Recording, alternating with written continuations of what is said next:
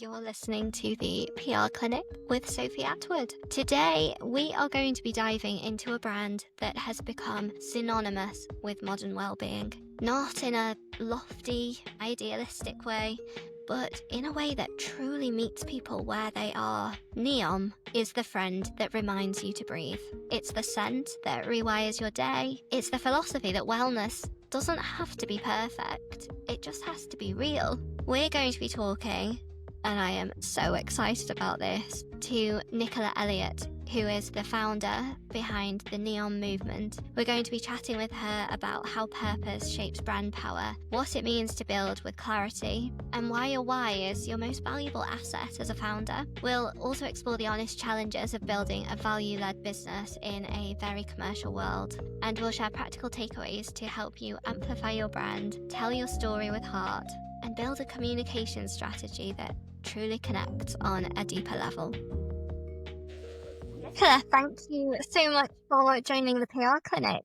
I'm going to just storm in with the big question first and foremost. What originally sparked the idea for NEOM? Well, the idea for the brand really kind of came from my own anxiety, and I think that's always a really good starting point, is to sort of really understand a problem, or even better, a problem and a solution. And if not that, maybe just a customer and a customer mindset. So for me, it was, I was suffering from really bad anxiety, and I was kind of on a wellbeing journey, which I'm putting in inverted commas because this is 20 years ago. So no one was talking about wellbeing at all then.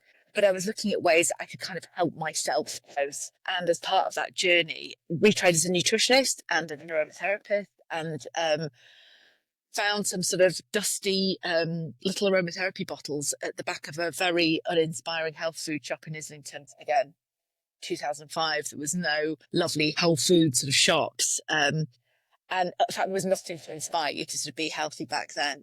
But I bought these little bottles of essential oils, and I remember coming home and thinking, well, this might be quite a nice thing. I can make some little tinctures dependent on how I'm feeling.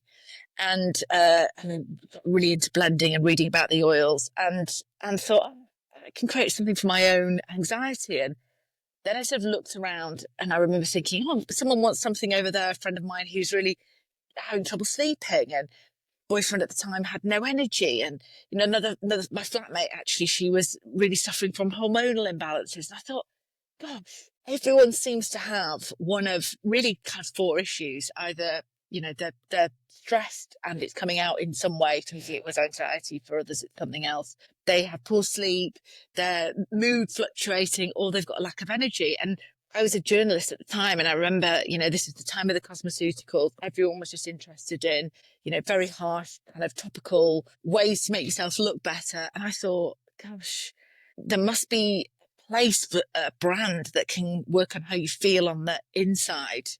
And that's kind of how NEOM was born. And I know everyone's interested in kind of the individual story, but I think the real interesting takeaway now when I speak to people starting brands is there's always a kind of connection to an issue or a group of people, whoever it is around you, that you can kind of think, I understand that tribe of people and the issues that they have. And it might be, new mums, or it might be women going through the menopause, or it might be people who want to buy lovely interiors but can't afford them. But you've got to root yourself in that tribe, I think. And if you are part of that tribe, it's helpful. It's not a necessity, but it very much for me has been helpful. And I think it's also allowed me to stick with the brand for so long, because I've cared about those issues, and those issues have evolved as I've got older, having children, them going to school and screaming in the back of the car, and, juggling life as you get older, etc. So that was the root story for me, and why it was kind of, or how it was connected to my own personal life. But yeah.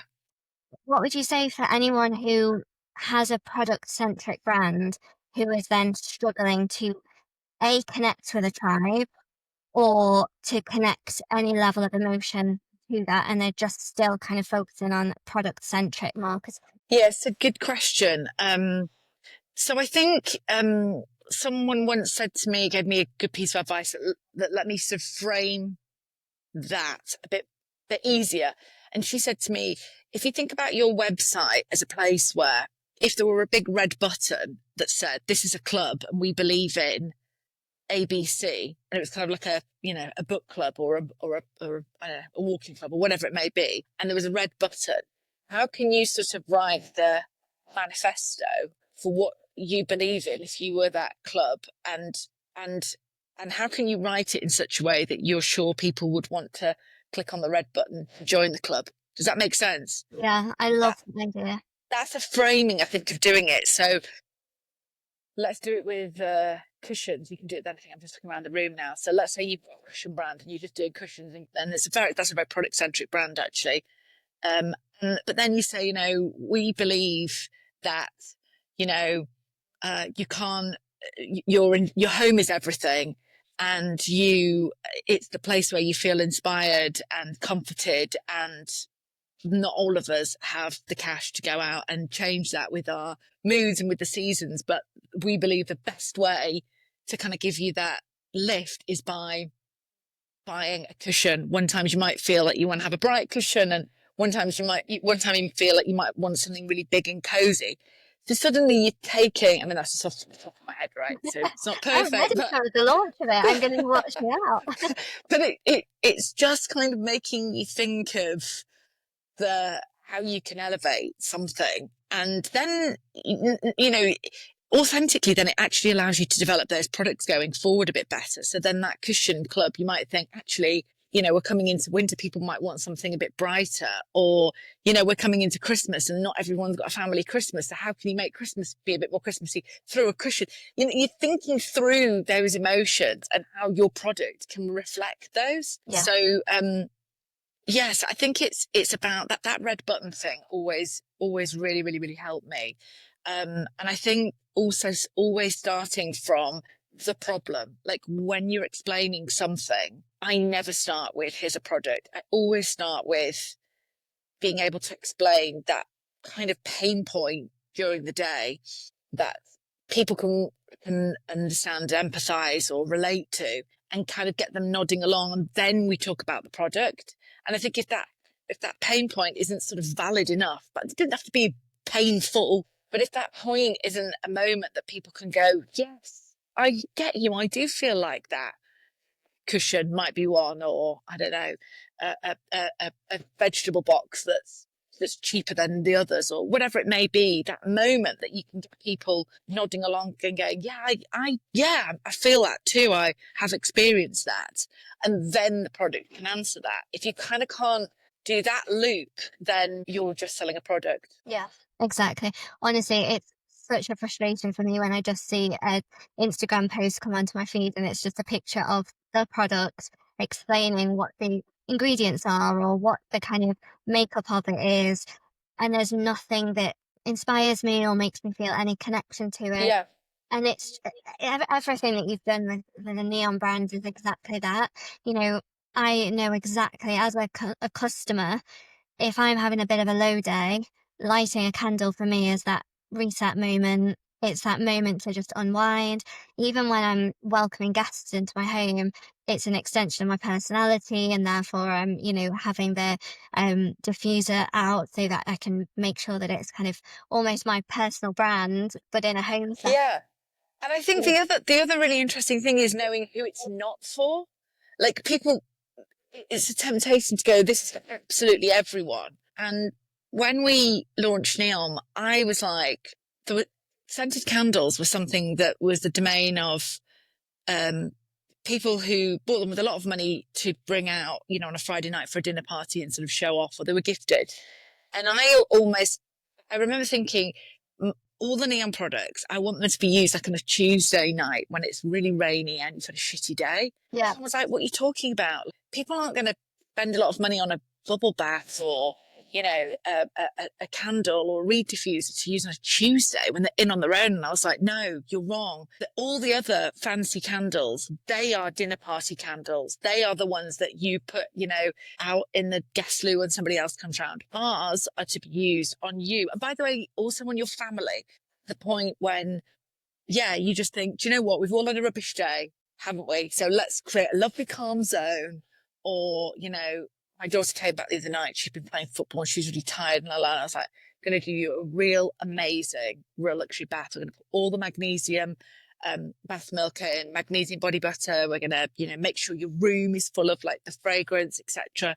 Those are the moments. So being confident enough to say, we're not that thing that you get out and go, it's Friday night, let's impress the neighbours, then that also further helps you. And then again, if you use the cushion brand, that might be, you know, very fancy, rich homes with Dubai-esque looks, would not be your customer, for example. Then you go, okay, I understand that then. It's more for this woman or this, you know, this family home over here or whatever. I think who you wouldn't and who you're not about really helps you create a kind of a boundary. You know, when people kind of talk about marketing avatars, and they spend like a huge deal of time creating it's Colin, 56, accountant, lives in Islington, 3 dogs, etc., etc., and they really break it down. Is that something that you did, or was that something that just became kind of natural to your evolution as a brand? I didn't do it initially, but when the business grows, sometimes I find that you might have to do it so that other people in the business have got a very clear vision, because I think that's a different part of growing a business. When it was just me, I was like, well, I know what I'd like. I know I'd wear that top and not that top, and I'd want that colour and not that colour. And I'd want to be spoken to that way and not that way. That was easy. It was me.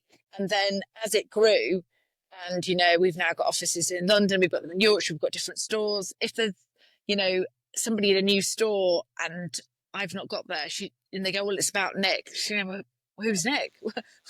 What does she like? I don't know her. So it allowed us then. So then we decided, no, we do probably need to do that. And actually, when I look at it, I think, that's not me. I'm way cooler than that or something. It's like, no, you're not. That's you. So it's hard kind of creating an avatar that is kind of based on you. But, you know, but she's a bit wider because I've kind of got my quirks. So, you know, it's not exactly me. But there is a use for it, definitely. Yeah, I agree with you. I think a lot of people, they tackle it almost too early, in my opinion. Like, they're very much, it's got to be on paper or it doesn't exist. But me, like you say, it's almost like a growing pain that you've got to put down on paper where you are as a business and as a brand, rather than have it there to begin with. I mean, it depends as well. If the brand is something that if it's the brand that is innately personal to you, which I would think is going to be easier because intrinsically you're going to feel that, then I wouldn't do that early. But let's say I was developing a deodorant brand for teenage boys, for example, tomorrow. It might help early on because I'm not that customer unless I can see it through my son or a friend or whatever else. So I think, again, there's not one answer. I think probably the easiest thing to do is if you do create a brand where you really do understand that customer. But if you're not, as I say, you might want to get that down on paper so you can be stress testing it constantly if it's not an intrinsic thing to your personality and your sort of value set, if that makes sense. Yeah, totally. You talk obviously about the brand growing and how you then obviously had to put all of the processes in place. When you launched, did you think, I'm probably going to have products in every single person's home across the country? Well, do you know, if I'm honest with you, I did always think it was going to be big because that was my intention. Yeah. And it used to really annoy me in the early days. I didn't find that sort of bolshy or big-headed. I'd had a very successful career as a journalist and I loved it. I wasn't going to jump from that and then do something. My wish was not to do something that was not as big or bold as what I was doing already. So I always had that intention. It took a lot longer than I thought, I'll be honest. But it used to annoy me in those early days, and people were like, oh, do you think you're going to be the next da-da-da? And I was like, yeah. Sorry, is that a joke? But you realise that, you know, people have very different levels of ambition, and that's fine, you know. And it felt weird to me that everyone didn't assume that that's what was going to do. Having said that, I do remember a point where we were buying family home, like, I don't know, maybe year 10 or something. And I'm looking on like Rightmove and you go, oh, there's an NEOM read diffuser in the bathroom. Oh, you know what I mean? That was a point where I thought that was really funny. I still get excited by that when you see the product in places, or is it just commonplace now? I know now if I spoke to someone who was our demographic, the chances that she would know the brand would be high. But still, you know, I went round to neighbours to pick up a box the other day, and we just moved, and she had like a NEOM a room mist on the side, and I'm thinking she's only bought that because she knows who I am, and I'm thinking, oh, don't be a dick. Of course she's not.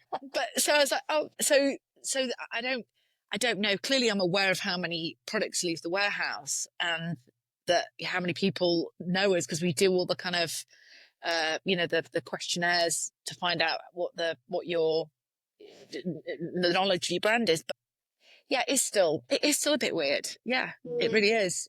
I think that's just part of the fact that you're so interconnected with the brand because it's your baby still and it's always going to have that emotion attached to it, regardless of the size it gets to.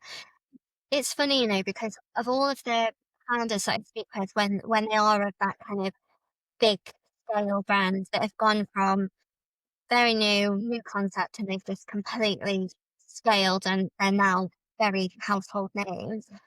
It's a very even split between founders who are completely in awe and still shocked that the brand's even there, let alone doing 200 million a year. Or there's the people who, like yourself, have just gone, yeah, like, I believed in the brand and I knew what I was doing and I moved out.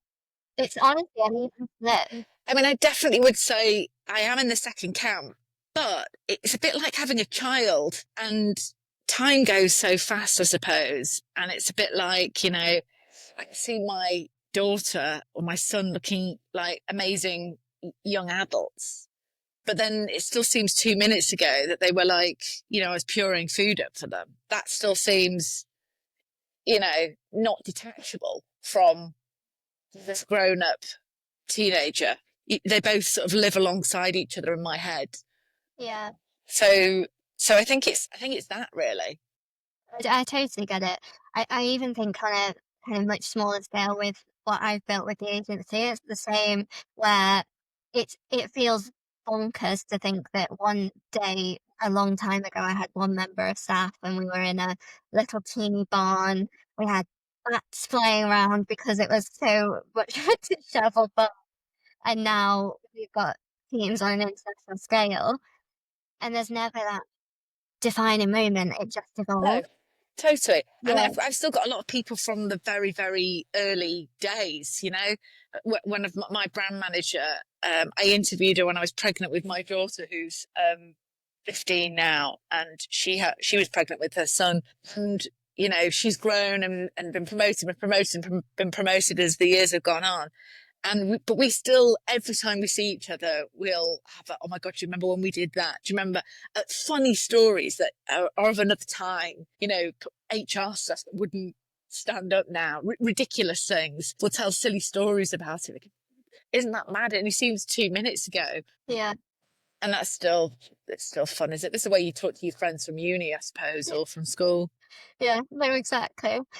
If I go back a little bit to when you were talking about your why and kind of the reason for when you sat up and everything started to develop, is that something that has then evolved over time, or has that always been very clear to you and that you've always kept having to go back to that initial moment when you started the creation process? Or would you say it's continued to evolve and develop? Yeah, that's a really good question. I think you need to do the two. So I think you need to always have the kind of center of gravity unshakable and the same, but that will evolve in time. So it's like the jeans brand. You're always going to be about flattering jeans, but you know, if it's flares or if it's drain pipes or if it's wide legs, that will evolve. It's that kind of thing. Yeah. So for us, we were always about, you know, those small steps to well-being, about being able to inspire through 100% natural fragrances. That, you know, we were about those moments we spoke about before. However, you know, when we launched, I was 28 and I've gone through the whole gambit of life. So, you know, we developed calming pens when the children were at that age when I was taking them to school and they're fighting in the back of the car. And I'm like, I just need a bit of, can't wait to get home to light a bloody candle. What can I have on the hoof? And it was like, actually, what if we took a really concentrated version of the fragrance and put it with valerian root extract and put it, as a classic rollerball, but in a much, much more intense version. Well, I wouldn't have needed that at 28. I just wouldn't. But I did need it when I was like, I'm with these kids. So that, the knowledge of magnesium, for example, that wasn't there when we started NEOM at all. But given that we're here to really boost your well-being, and we want to do that in that easy way, to lace that in a bath milk with the fragrance, so life will evolve, or products will evolve, or ingredients will evolve. And I think you should keep responding to that, but you should keep your core 100% as is. Yeah, it's so clear to see that as you see the brand develop from an outside perspective as well. You can, now that I'm hearing that story, I can very clearly visualize that as a consumer. How the brand is developed, definitely. Yeah. What advice would you give to anyone listening that has kind of maybe not found their why yet, or has potentially gone a little bit off track and has lost their why entirely? I speak to a lot of people, especially women, so many business owners, small businesses, medium businesses, bigger businesses. And I would just say the journey is not linear. That's fine, because you just evolve out of it. The only way you're going to find out what's right really is by doing it sort of wrong, almost like a live A/B test, if you like, at all times. Yeah. And so I just take that pressure off yourself, really. I know, I think people are very afraid of getting it wrong, full stop. And Yeah. they just get so rigid and think, oh, I'm just going to try a different marketing agency, rather than let me sit back, let me figure out who I am, what I'm doing this for, and then let's try it. In terms of kind of, I don't want to talk too much about the whole finding a why, because I think we've covered so much. But you talked about a lot of the journey on the first instance of having kind of burnout and struggling a little. Do you want to go into more detail on that, and then how that kind of shaped the business journey? Do you mean before NEOM or Well, during I'm NEOM? just thinking, obviously, it's very clear that then sparks the growth and the actual creation of NEOM. But does that still impact you day to day now, or is that something that, like you say, it's a really far cry in the history of its evolution? No, I mean, I rarely meet someone that it doesn't affect. I mean, we're humans, right?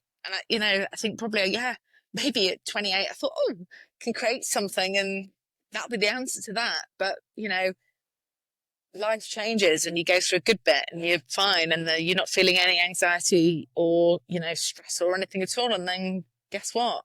You hit a shit patch and you do again, and then it's good again, and then it's not good again. And that's life, isn't it? And so I suppose anyone in the wellbeing industry, you can't purport to be selling a solution. That's just nonsense.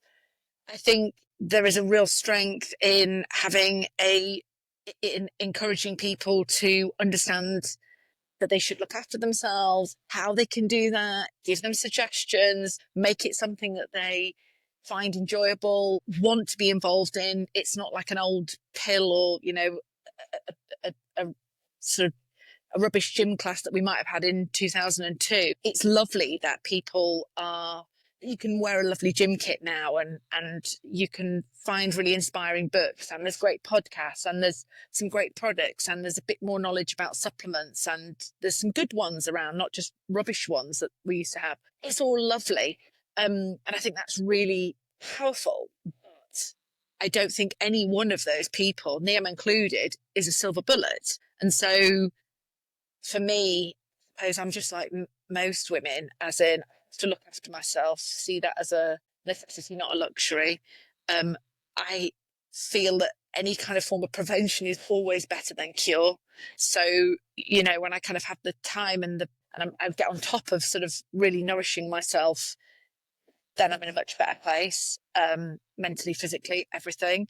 And I enjoy having that part of my life. But, that's not to say that I don't, like everybody else, hit a brick wall once in a while, because I do. Hormones, life, friends, family, children, teens, You know what I mean? But if you create that, yeah, but if you can have a kit for yourself, I think constantly evolves. You know yourself a bit more. You understand I've been for a walk this morning. It makes a huge difference for me if I get up first thing in the morning. I know the supplements that work, I know the brands that work. I know how much, I know to listen to myself if I'm burning out. I know that eating the right kind of food is very important. I know, I like a couple of nights drinking, but I need a couple off. I know the kind of books that nourish my mind. I know those things, and the kind of exercise that I like and the kind that I hate. So I think, again, we're in a world now where we talk about these things, and hopefully that makes you think, well, what works for you? And that'll be very different to me. But the conversation means we all know we do need a toolkit of some kind. And I think NEOM is a big part of that toolkit. Yeah, I would wholeheartedly agree. Definitely. I'd love to chat about the brand itself now. But one thing that I find absolutely fascinating is the fact that the NEOM brand, it's based on something that you can't sell directly through social media, because you're selling quite often a scent that people can't physically attach themselves to unless they're in a retail environment. I'd love to know your kind of strategy for success in navigating that, especially in the early stages as well. Well, it was more difficult in the early stages, and I think because we were trying to do something quite revolutionary, and we were presenting ourselves as a wellness brand, but through 100% natural fragrances, that had never been done before. And there's always a problem with going first because people don't understand it. In a way, it's easier to go second, right? Because people at least have a knowledge of it, and then you can just raise it. But we didn't, because I didn't know. It was another mistake. So a lot of the advice that I got was, shoot them with like a little bit of lavender to the right and a bit of orange to the left, and explain the fragrance and all that sort of stuff. And it didn't feel right to me, because I was like, well, no, I've sort of developed this to burn in your room, and as you breathe it in, it works like a treatment, and I'm selling it in spas. I'm getting the women who were at the till point to sort of say, if you've come for a massage and you're really stressed. So that was in my head, and I was like, and then I'm explaining, the type of lavender and why it smells that way. And I was like, it's just not working. But I did go down that path, mistake number 2, for a long while. Then I ended up thinking, no, I'm really going to explain the reason, the problem behind why I created this blend. And I will give them a tiny bit of the fragrance, but I'm not going to hook it on the fragrance. I'm going to really talk about the moment and how I felt in that moment, whether it was my own anxiety or whether it was, as I've said to you, kids shouting in the back of the car, or that moment when, you have a cry on a Tuesday night. And I thought, paint the picture of that moment in my life. And then, then enter why this thing was created, how I created it, how I've tested it on thousands of people, and why it's working. So I then started doing loads and loads of tests on people and finding out, does this work? I'd then say, well, let's try it in this arena. Let's take, I don't know, our Feel Refreshed fragrance, which is a real energy boosting fragrance. But let's try it on people before they do their A-levels, and let's find out if it works in that scenario. Let's try it on people who are, don't want to go to the gym. I then spent a lot of time finding the person who'd got the problem and then testing it. So it was really bringing that kind of problem solution to life, as opposed to it being about the fragrance. And look, that's a bit of a risk because, as I say, a lot of other people, and I love a lot of fine fragrances, right? I don't think there's not a room for that. I think that is a room for that, for sure. But I don't know if we can do all things. I think it's very difficult marketing 2 or 3 different messages at once. And we already are in quite a difficult place. We've got to explain that we're 100% natural and why you would care about that, and what that means, that it's how much essential oil is in each product and what normal people would be using, and that we're not paraffin wax, and we won't use any synthetic scents and boosters and binders. That's the whole story. Then we've got to talk about why the fragrance is so unique. For example, the Real Luxury fragrance got 24 essential oils in, blended it for my own anxiety, what it smells of, and then how it works. In a way, we set ourselves up too much to say. If there was a problem with NEOM, it would be that. And a lot of other people have got nothing to say, as you started off by saying. So you want to be very careful. I think you haven't got too much to say, because that's sometimes been, problem number 3. All of my issues are coming out now, but that's definitely been a path that I've gone down. I've thought, you're trying to say 3 or 4 messages. In a way, you're almost splitting your marketing message in thirds. So that's difficult. We decided, in answer to your question, to really focus on the well-being element. The 100% natural fragrances I always want to talk more about, but it's the well-being element that's powered through the 100% natural fragrances. Yeah. So I think that's so much more powerful with any brand that you look at, because to me, if I was told about a fragrance, I'd be like, lovely. But if you told me it would make me feel calm, I'd instantly be on board with that.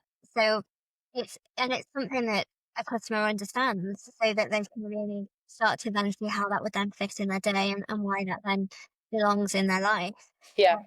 And I think it's such a clever marketing strategy anyway, but it's something that I think should come naturally, because you're just telling a story, you're solving the problem, and you're hooking it to an emotion rather than Yeah, and a bit like we said before about, just trying things and seeing what works. Speak about 2 or 3 things and then see what your customers resonate more with. I might have found that they just didn't give two hoots about well-being. They certainly didn't do 20 years ago anywhere near like they did now. So we would talk more about the fragrances then. But, if we were talking about the cushion brand, you could say, well, people are interested in the design, or are they interested in the fact it's sustainably made? And you could talk about the 2 and just put those 2 messages out there and just see which one's really getting the traction. Because again, customers, the world changes. People are interested in, that sort of ebbs and flows, and they become more educated about things, and therefore parts of the brand become a bit more interesting to them as the years go on as well. Yeah, no, I love that. I recently worked on a project with a brand who was purely based on TikTok. They were TikTok's #1 shop. They were doing a revenue of 100 million a year, purely based on just TikTok alone.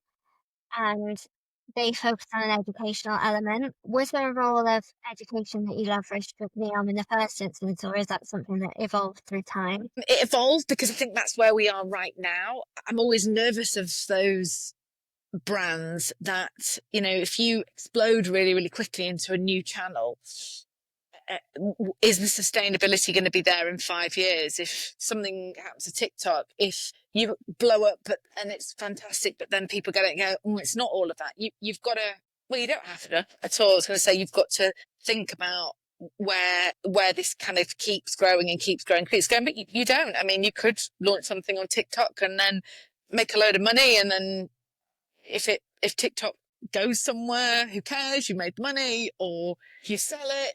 That is a different strategy entirely. That wasn't available to us when we launched, but I always had the personal feeling that I wanted a table with 100 legs.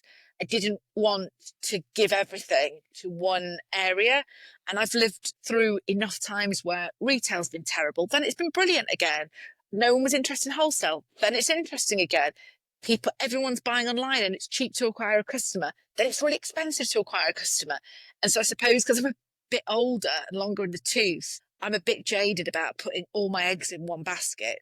I would never do that, because I'd be too scared that if and when it ever changes, blows up, whatever else, what's your backup? And that's me. Having said that, if I was 25 and I didn't care, and I really understand TikTok and I'm going to be in and out of this in 2 years and sell it, or just make some money and go lay on a beach, you do you. That is another strategy. I think you've got to ask yourself, when you're starting business, it's a real bugbear of mine that people don't ask themselves what's their own personal needs, wants, aspirations. What does good look like for them? Like, do they want to be in out making loads of money and they don't care about the product, the sustainability of it, and they want to lay on a beach in 2 years? Do they want a lifestyle business where they never have investors breathing down their neck and they can make a lovely salary and work 3 days a week? Do they want the prowess of saying they sold this thing for hundreds of millions of pounds, even if they only owned a little part of it.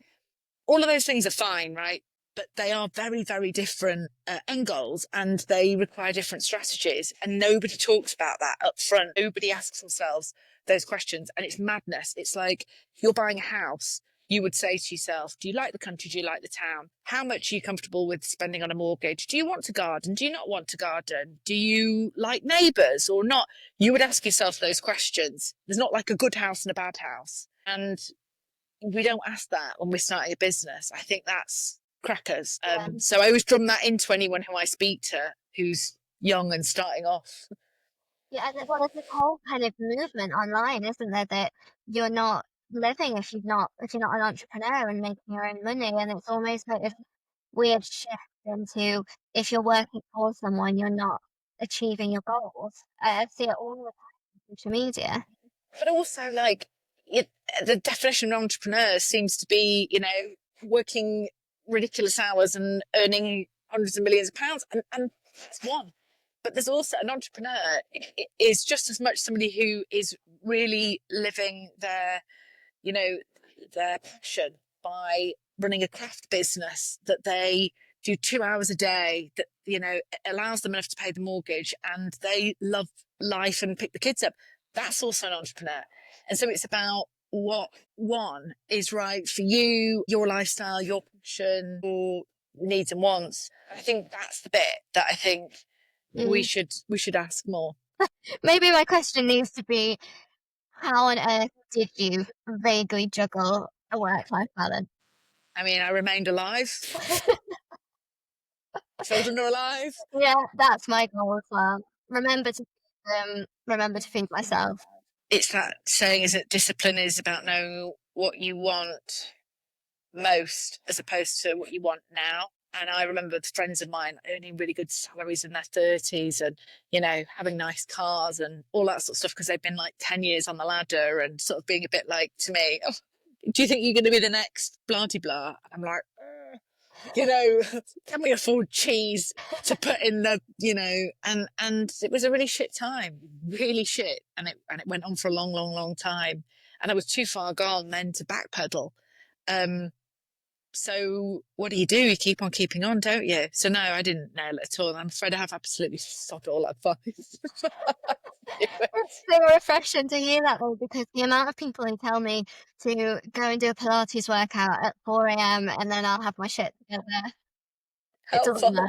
And I think as well, when you've got kids of any age, there's this expectation as a woman that you're gonna be top of your game in all aspects of life. That no focus means just focus on your career or just focus on the kids. It's got to be that consistent. Definitely. Yeah, it's not, I remember I always felt guilty. So I was like, never remembered the bring an Easter egg bonnet in or whatever thing day. But then, the mums who were staying at home, they felt guilty because they were like, oh, should I be, showing my kids that I'm a good working role model? Like, none of us win. And then the ones in the middle who are doing both, their heads are falling off. Yeah. So none of us are winning. I know. Yeah, you've just got to be... I was just going to say, I had an argument with my husband last week because I was filming with ITV. My phone was ringing consistently. And I thought, oh, it must be really important. I answered the phone. Oh, help. Where are the potatoes? Definitely. So, but I think if you surround yourself with people who kind of get that, then that's what you have to do, don't you? Really. Exactly. And I think if you're generally taking 1.5 steps forward, 1.2 for every step you take back, that sort of is a bit of a goal, I think. Yeah. I think you're such an inspiration that everything that you've achieved for women, men, and everything in between, I think you're just incredible. And it's kind of you. Obviously everything is brilliant, like the whole journey that you've been on.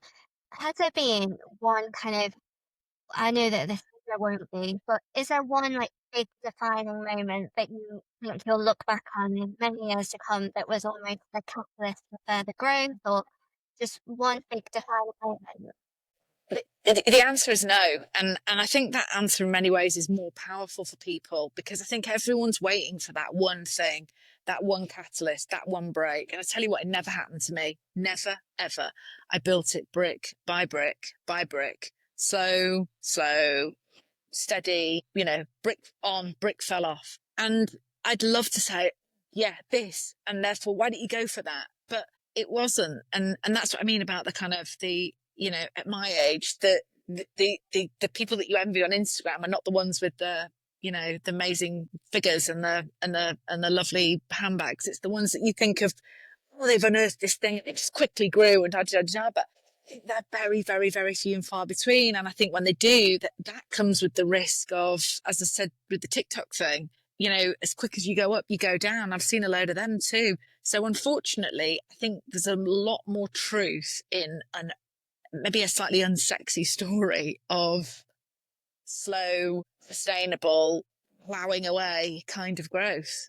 Yeah. And people don't really talk about that either. No, exactly. I remember someone said to me that if you had a stone and you poured a big bucket of water on it, it would make not a single mark. But if you dropped a drop of water onto that stone every single day, you'd make a hole in the stone. And that's literally business growth in an analogy. So true. Totally. Yeah, no one wants the boring story, do they? But sometimes it is helpful to hear that, there is quite a bit of that. And that's what I want. I really want to share that with people because, on social media, it's consistently just growth, filtered images, all of the kind of a day in the life of that doesn't encompass all of the bad bits. And the reality of the business growth, especially one that can really span decades, isn't glamorous. And people want extremes on social media, and that's what they get the clicks for. So, and it's not just the good stuff. Well, then they want someone, crying and going, "Oh, I've had a terrible day," and I find that as shocking in many ways. I mean, that's an age thing, I get it, but as much as the person who goes overnight, I'm like, it's not somebody who just comes on and goes, you know what, it's a bit of a shrug today, but never mind. No, because it's not interesting. So you either want someone bawling and crying and saying, I've hit the wall today, or you have someone on there being like, check me out. So I'm just flying the flag for the boring people in the middle. I will happily join that side. I'm there. I almost see social media as like a portfolio for growth and a founder as a personal brand. And I also see it as just an artistic impression. And the minute that clicks in my head, I just see it now and I think, how many takes did that video take you? How much editing did that take you? And what would you look like in a different light or a different body position? The minute that it clicks, I just really hope that it can click for others. And I hope everyone can realise that my life is just as filtered and there's just a portfolio of success on there as, it's not the real deal. Exactly. Can I finish with some really quick questions? Go for it. They're supposed to be just quick, fast fire, and you tell me anything that comes to mind. Got ya. Okay, so a scent that instantly shifts your mood. Real luxury. One PR move that really worked for NEOM. Our sweet shop at Christmas last year. Lovely. One that you would never do again. Never do again. Never do again. Let me think. Oh, big gifting to big influencers. I don't always think they move the dial in the way. I think smaller, midi people who are real, you believe they are the right fit and they really would talk about your brand. So not wasting money on big things. That's amazing. And that's a podcast in itself. And I would love to go into that in so much more detail another time. I completely agree with you in that sense. And it's something that we hugely focus on here with what we do. What do you wish that more wellness brands understood about standing out? That to be an authentic wellness brand, you have to be transparent about the fact that you are not a silver bullet for making people feel amazing. And it's actually very irresponsible to do that. In fact, it pisses me off.